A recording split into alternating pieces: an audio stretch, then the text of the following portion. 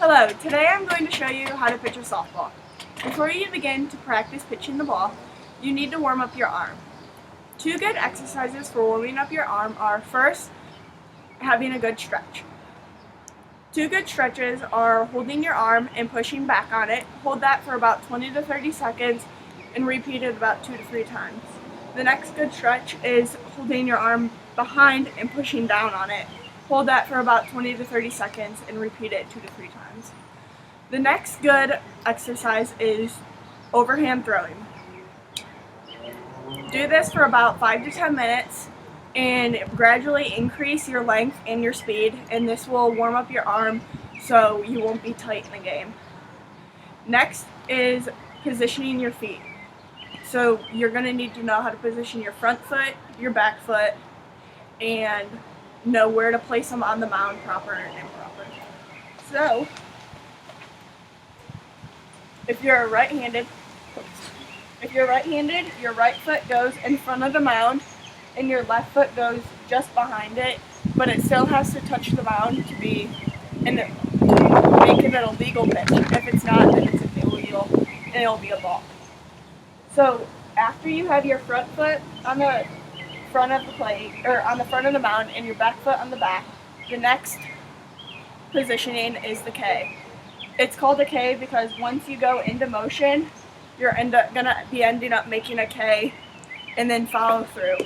The proper positioning for the K is to make sure that when you get up, that your body is in a 45-degree angle, and that when you come down, you're going to be planting and driving through. So the K is just to help you visualize what you're going to be doing. The next thing you're going to do is proper movement. Proper movement is you're going to be planting your right foot onto the ground after you do the K. So you're going to plant your left foot down, make sure that's in a 45 to 50-degree angle so that you have a basic wall to push off of when you're snapping through. The next step is to make sure that your back foot is driving so that you're meeting each other with your knees together so that you're having good balance and placement. So then when you end up snapping the ball, you're already in good positioning. The next step is we're going to discuss how to hold the ball to throw the different pitches. There are 5 basic pitches. There is a fastball, of course, and then there is a drop ball, a rise ball, a curve ball, and a screwball, and a changeup. So the basic hand motion on the ball is that you look at it with a backward C. Usually you can hold it in a frontward C, but you don't get as good a spin on it. The basic is I do my 4 seams. So I just hold my 4 fingers on the backward C, and then my thumb just goes behind so that when I snap it, I have good control and movement of it. So on a fastball, when you look at the plate, you're going to want your fastballs to be on the corners, the outside of the plate. You're never going to want it to go in the middle because it's going to be very easy to hit. The next pitch is a drop ball. For my drop ball, you hold it, this normal ball is this way, so you hold it on top and you hold it onto the right of, you hold it on the right of the seams so that when you snap the ball over, you're getting the good snap with the good spin. So how I pitch this ball is I place my feet just how I would on the mound, and when I release the ball, I'm going to be holding my hip. You're going to release the ball down here at the opposite side of your pocket, so when it goes across the plate, it goes down and not anywhere in hitting zone. The next pitch would be the curveball, and I hold it the exact same way. So I hold it on the seams exact same way as the drop ball, but when I release it, you're going to release the ball up here at your hip opposite side. So like this.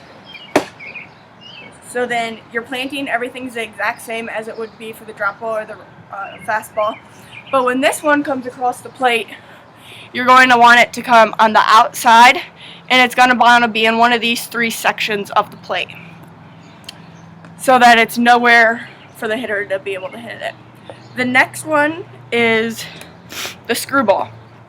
The screwball is just like the curve and the drop ball, but instead of holding it on this side of the seams, we're going to hold it on the other side of the seams so that when you snap the ball, it's going to go towards the hitter and not away from the hitter like the other 2 balls.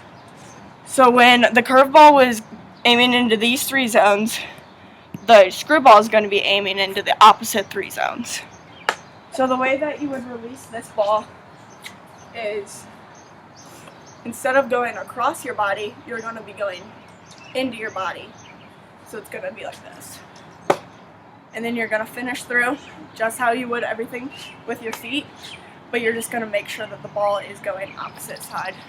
And then the last pitch is the rise ball. And for the rise ball, all you do is hold it on the backward curve or the backward seam, and you just hold your fingers together and make sure there's like a little gap here so that you're able to make the ball rise. So for this one, everything's the exact same, feet on the mound and how you place your body. But for this one, you're just going to do the same thing, but release a little higher so the ball can go up and it doesn't go anywhere near the pitcher or near the batter. And then each of these pitches takes a lot of practice in order to achieve. So if you want to be able to do this right, it's just going to take a lot of practicing. And once you are conquered, you are good with all the other pitches. Thank you for watching.